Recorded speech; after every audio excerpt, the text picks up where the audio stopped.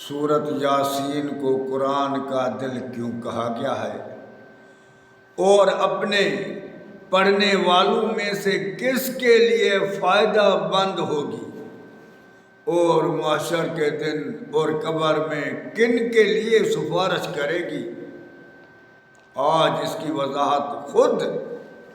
سورت یاسین سے نکل رہی ہے۔ ہم اس پر تھوڑا غور فکر کریں اور سمجھنے کی کوشش کریں۔ نحمدہ و نصلی علی رسول الکریم وعلی آلہ و صحبہ اجمعین، اما بعد، اعوذ باللہ السمیع العلیم من الشیطان الرجیم، بسم اللہ الرحمن الرحیم، یاسین والقرآن الحکیم، انک لمن المرسلین۔ اللہ تعالیٰ قسم اٹھاتا ہے، یاسین، قسم ہے مجھے اس پاک کلام کی قسم کیوں اٹھایا جاتا ہے کہ یقین آ جائے، بہت اتھینٹک ہو جائے۔ اللہ تعالیٰ قسم اٹھا کے کہتا ہے کہ انک لمن المرسلین، تحقیق تو میرا میسیج رسول ہے۔ رسول کی معنی ہے میسیج لے کر بندوں کے پاس جانے والا۔ اللہ اور مخلوق کے بیچ میں آپ ہے، کیونکہ آپ میرا میسیج میرے بندوں تک پہنچانے والا ہے۔ تو اللہ تعالیٰ فرماتا ہے میں قسم کھا کر کہتا ہوں کہ تحقیق تو میرا میسیج لے کر جانے والا ہے۔ تو جو گیا ہے ان کے طرف، میرے طرف ہی کہتا ہے، وَمَا يَنْطِقُ عَنِ الْهَوَىٰ إِنْ هُوَ إِلَّا وَحْيٌ يُوحَىٰ، تو اپنی طرف سے کوئی بات نہیں کرتا ہے، وہی بات کرتا ہے جو میں آپ کو حکم دیتا ہوں۔ اور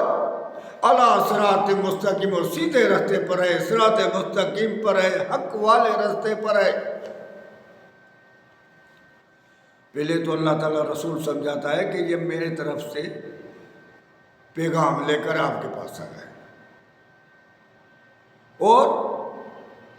آپ کو وہ حقیقت بتا رہا ہے جو جس حقیقت کا تم لوگوں کو پتہ نہیں ہے۔ اللہ کی طاقت، اللہ کی قوت، اللہ کا ڈر، اللہ کا خوف، اللہ کا عذاب، اللہ کی محبت، اللہ کا پیار، اللہ کا رحم آپ کو سمجھا رہا ہے۔ تو اللہ تعالیٰ فرماتا ہے آپ صراط مستقیم پر ہے، تنزیل العزیز الرحیم، کیونکہ یہ جو قرآن ہے اس مالک کے طرف سے نازل کیا گیا ہوا ہے، اس ہستی کے طرف سے جو تمہارا مالک ہے۔ میں اس کا یہ پیغام آپ تک پہنچانے کے لیے آیا ہوں کہ تم کو یہ دے کر اپنے رب سے جا کر مل لوں۔ اب یہ میرے ہاتھ میں جو ہے یہ تمہارے پاس قیامت تک ہوگا۔ اللہ کا میسیج جس نے بھی اس کو پکڑ لیا وہ کامیاب ہوگا۔ اب رسولوں کا کام کیا ہے؟ اللہ تعالیٰ وہ سمجھا رہا ہے، اپنے نبی کو سمجھا رہا ہے، اور پوری دنیا سے مخاطب ہو کر کہ ویسے تو نبی کے لیے ہے کہ ایسے کام کرو یہ، لیکن پوری امت کے لیے میسیج، لِتُنذِرَ قَوْمًا مَّا أُنذِرَ آبَاؤُهُمْ فَهُمْ غَافِلُونَ۔ اب ان بندوں کو ڈرا، کیونکہ ان کے اندر سے خوف نکل گیا ہے، ڈر نکل گیا ہے۔ یہ سارے دن دنیا میں لگے گئے، اپنے دندے، اپنے بزنس، اپنے ہر کام میں یہ مئو ہو گئے ہیں، اور ان کے اندر سے اللہ کا ڈر، خوف نکل گیا ہے۔ ان کی فطرت میں بےمانی، کوڑ، جھوٹ، ملاوٹ، دو نمبری، بے انصافی ان کے رگ رگ میں بس گئی ہے۔ اب جا کر ان کو نیند سے جگا، ان کو اٹھا اور ان کو میری بات سمجھا، میرا عذاب سمجھا، میری قوت سمجھا ان کو، کیونکہ ان کو اپنے مولویوں، پیروں، فقیروں، اس کو کسی نے نہیں ڈرایا ہے، لتنذر تم ان کو ڈرا قوم ما انذر آباؤہم جس کو اپنے بڑوں نے مولوی پیروں فقیروں کسی نے بھی نہیں ڈرایا ہے فہم غافلون کیونکہ وہ غفلت کی نیند میں ہے غفلت کی زندگی گزار رہے ہیں لقد حق القول علی اکثرہم فہم لا یؤمنون ان میں اکثر جو ہے ان پہ کے اوپر اللہ کی حجت پوری ہو گئی کیونکہ یہ اولڈ ایج ہے پھر بھی دنیا میں ہوا ہے 60 سال سے زیادہ کیونکہ حدیث ہے جو 60 سال سے زیادہ ہو گیا اللہ تعالیٰ کی اس کے اوپر حجت پوری ہو گئی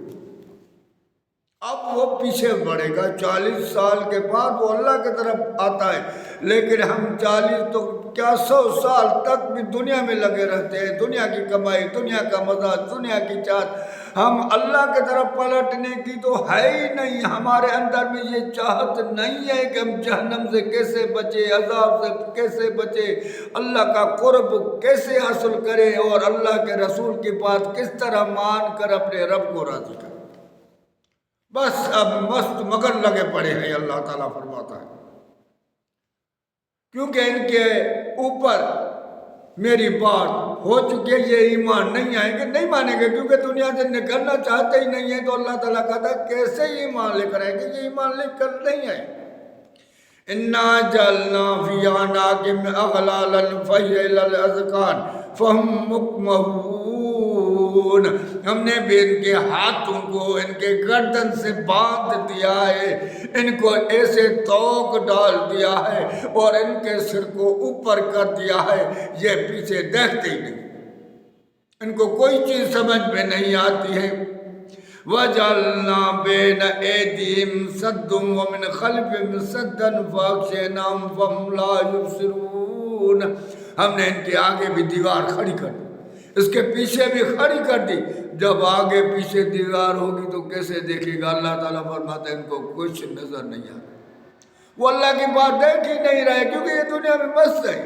ان کی نظر دنیا میں تو ہم نے دیوار کھڑی کر دی آخرت کے لیے آگے بھی کھڑی کر دی پیرے اور یہ دیکھ ہی نہیں سکتے ہیں ان کو نظر ہی نہیں آتا ہے نہ اللہ کا خوف نہ اللہ کی طاقت نہ اللہ کی قوت ایسے شیطان نے ان کو دنیا میں مست مگن کر دیا اور ان کو دلاسا دے دیا گھبراؤ نہیں فلانا بیٹا ہے فلانا تجھے چھڑائے گا تجھے کچھ بھی نہیں ہوگا آگے اللہ تعالیٰ فرماتا ہے وَسَوَاءٌ عَلَيْهِمْ أَأَنذَرْتَهُمْ أَمْ لَمْ تُنذِرْهُمْ لَا يُؤْمِنُونَ کیونکہ اب تم ان کو ڈرا یا نہیں ڈرا یہ ایمان نہیں لے کر آئے کیونکہ ان کے آگے دیوار ہو گئے پردے ہو گئے ان کی آنکھوں پر ان کی دل سخت ہو گئے اللہ تعالیٰ فرماتا ہے تو ان کو ڈرا یا نہ ڈرا کوئی بھی فرق نہیں آئے گا ہاں لیکن ان کو فرق آئے گا انما تنذر من اتبع الذکر وخشی الرحمن بالغیب فبشرہ بمغفرۃ واجر کریم اب یہ فائدہ مند ان بندوں کے لیے پڑھنا ہوگا یہ یاسین ان بندوں کے کام آئے گی یہ نفع ان بندوں کو دے گی اللہ تعالیٰ فرماتا ہے قبر میں بھی ان کی سفارش کرے گی تو محشر میں بھی ان کی سفارش کرے گی جو بغیر دیکھے اللہ سے ڈرتے ہیں ہر وقت اس کے دل میں ہم اپنے رب کو کیسے راضی کریں ہم اپنے رسول کی بات پر توجہ دیتے ہیں غور و فکر سے سنتے ہیں اور ان کو دماغ میں لگا کر دنیا سے ہٹ کر اللہ کے لیے اپنا ٹائم نکالتے ہیں اپنا وقت نکالتے ہیں اور دنیا کو پھینک دیتے ہیں اللہ نے 8 چیزیں بتائیں ان 8 چیزوں کو چھوڑ کر یہ اللہ کے کام میں لگ جاتے ہیں صبح کو بھی نکلتے ہیں شام کو بھی نکلتے ہیں ہر وقت یہ اللہ کے یاد میں لگے رہتے ہیں اے میرے رسول یہ فائدہ جو تیری تبلیغ ہے نا یہ جو قرآن ہے فائدہ ان لوگوں کے لیے ہوگا اور ان لوگوں کے لیے نفع بخش ہوگا جو پڑھنے والوں ایسے بندے باقی تو سارے پڑھتے ہیں تو اللہ تعالیٰ بات ہے اس کے لیے پھر ان کے لیے آگے اللہ تعالیٰ ایک خبر دے رہا ہے کہ اللہ پھر اپنی طاقت بتا رہا ہے اللہ تعالیٰ تو ایسا ہے، تم یہ فکر نہیں کرنا کہ ہم بس مر گئے تو بس ختم ہو گیا قصہ، نہیں، اللہ تعالیٰ فرماتا ہے میں تجھے پھر دوبارہ اٹھاؤں گا، ایسے ہی جیسے تم دنیا میں تھے ایسے ہی اٹھو گے، اور تم سے حساب کتاب ہوگا، کیونکہ تیرے لکھنے والے تیرے ہر چیز لکھ رہے ہیں جو لوح محفوظ میں محفوظ ہے۔ پھر اس کے بعد پھر ایک خبر بتا رہا ہے دل کو سجا کرنے کے لیے کہ خبردار ہو جاؤ، اپنے رسول سے مخاطب ہو کر سمجھا کر پھر اللہ تعالیٰ ایک خبر بتا رہا ہے کہ میں نے ایک قوم میں اپنے 2 رسول بھیجے، لیکن ان لوگوں نے اس پر توجہ ہی نہیں دیا، ان کو مانا ہی نہیں، ان کی بات پر کچھ توجہ نہیں دیا، دھیان نہیں دیا۔ پھر میں نے تیسرا بھی بھیجا، نہیں تو انہوں نے کہا نہیں تم اللہ کی طرف سے نہیں ہو، تم اپنی طرف سے بات کرتے ہو، ہمیں عذاب تھوڑی ہوگا، ہمیں اللہ تھوڑی پکڑے گا، فلانا بیٹا ہے فلانا بیٹا ہے فلانا بیٹا ہے۔ ان لوگوں نے کوئی بھی ان کے اوپر توجہ نہیں دی، انہوں نے کہا کہ باز آ جاؤ یار، ہم تیری بات نہیں سننے، آج بھی اللہ کے پاس بولو کوئی نہیں سنے گا، سننے کے لیے تیار ہی نہیں ہے، سارے دنیا میں مگن ہیں۔ تو وہ دنیا میں مگن جب تھے تو ان لوگوں نے جب اللہ تعالیٰ فرماتے ہیں میرے رسولوں نے ان کو سمجھایا، وہ سننے کے لیے تیار ہی نہیں تھے، وہ بات ماننے کے لیے وہ اب ان رسولوں سے لڑنے لگے۔ جب وہ رسولوں سے لڑنے لگے تو ایک غریب بندہ تھا جو جیسے اللہ نے کہا تو ان کو سمجھا جو مجھ سے ڈرتے، اب وہ بھاگتا ہوا آیا۔ دیکھو نا 3 رسول آئے، اللہ نے کہا میں نے تیسرے کو بھی مدد، 3 رسولوں نے سمجھایا لیکن انہوں نے کوئی توجہ نہیں دیا کہ ایک بندہ غریب بندہ تھا وہ بھاگتا آ گیا۔ وَجَاءَ مِنْ أَقْصَى الْمَدِينَةِ رَجُلٌ يَسْعَىٰ قَالَ يَا قَوْمِ اتَّبِعُوا الْمُرْسَلِينَ، وہ بھاگتا آ گیا، ہے میری کو یہ اللہ کے بھیجے ہوئے پیغمبر ہیں، ان کی بات مانو۔ آپ کو کیا ہو گیا ہے، کیوں نہیں ان کی بات مانتے ہو؟ دنیا سے نکلو، دنیا سے چھوڑ دو۔ اتبعوا ما لا يسألكم اجر وهم مهتدون، یہ تو تم سے اجر بھی نہیں مانگتے ہیں، تم سے کچھ بھی نہیں مانگتے ہیں، ان کی بات کیوں نہیں مانتے ہو؟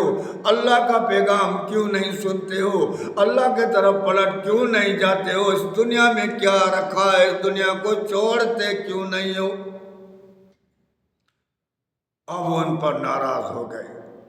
وہ ان پر اس غریب بندے پر وہ چڑھ گئے۔ اب وہ کہنے لگا وَمَا لِيَ لَا أَعْبُدُ الَّذِي فَطَرَنِي وَإِلَيْهِ تُرْجَعُونَ، مجھے کیا ہو گیا ہے؟ یہاں عبادت کا لفظ ہے، میں اپنے رب کی عبادت ہے کیا؟ غلامی،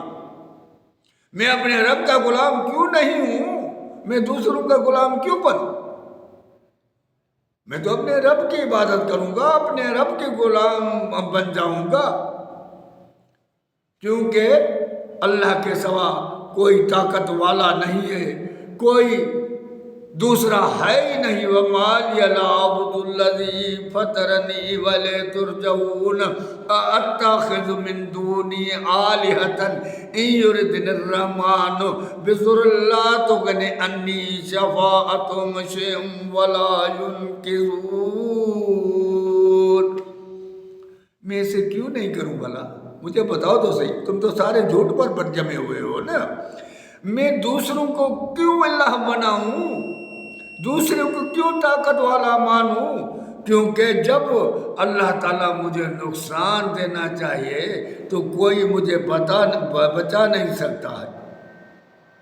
اگر مجھے شفا دے تو کوئی مجھے ادھر ادھر نہیں کر سکتا ہے، سارے خزانے میرے رب کے ہیں، ساری قوتیں میرے رب کی ہیں، مجھے کوئی فائدہ دے نہیں سکتا ہے کوئی الا، یہاں اللہ کا لفظ، وہاں عبادت، یہاں اللہ، اللہ عبادت کو سمجھنا ہے، ان 2 لفظوں کو، کہ اللہ کے سوا کوئی اللہ نہیں ہے، کوئی طاقت نہیں ہے جو مجھے بچا سکے۔ وہ اپنی قوم سے یہ باتیں کر رہا تھا، انی اذا لفی ضلال مبین، اگر میں ایسے کروں گا میں تو برباد ہو جاؤں گا، اگر میں دوسروں کا سہارا ڈھونڈوں گا، دوسروں کے بلے پر دنیا میں لگ جاؤں گا، دنیا کے کام کاج میں اللہ کو بھلا دوں گا، اللہ کے پیغام کو بھلا دوں گا، میں تو بڑے خساروں میں ہو جاؤں گا۔ انی آمنت بربکم فاسمعون، او مجھ سے سنو میرے قوم والوں، مجھ سے سنو، میں تو اپنے رب پر ایمان لے کر آیا ہوں، میرا اپنے رب کے ہر بات پر ایمان کی بنا یقین، میں نے اپنے رب کے بات پر یقین کر لیا، میرے رب کی بات حق ہے، میرے رب کا عذاب سخت ہے کہ اللہ نے کہا دیا ہے ان عذابی لشدید، میرا عذاب جو ہے بڑا سخت ہے، شدت والا ہے، اور میں اللہ کی رحمت بھی وسیع ہے تو اللہ کا عذاب بھی سخت ہے، میں اللہ کی رحمت پہ امید باندھ کے بیٹھا ہوا ہوں اور اللہ کے عذاب سے ڈرتا ہوں، مجھ سے سنو میری قوم۔